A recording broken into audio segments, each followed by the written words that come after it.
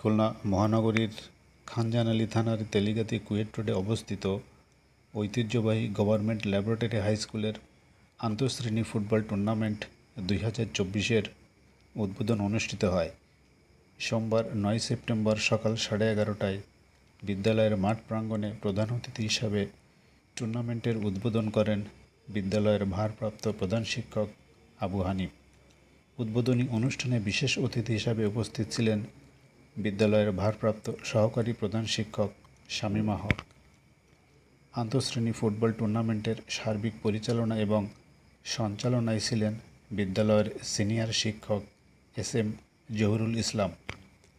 অনুষ্ঠানে স্বাগত বক্তৃতা করেন দশম শ্রেণীর শাপলা শাখা দলের টিম ম্যানেজার ও বিদ্যালয়ের সিনিয়র শিক্ষক এস.এম. সাইফুজ্জামান এবং গোলাপ দলের টিম ম্যানেজার ও বিদ্যালয়ের সিনিয়র শিক্ষক অরবিন্দ হালদার।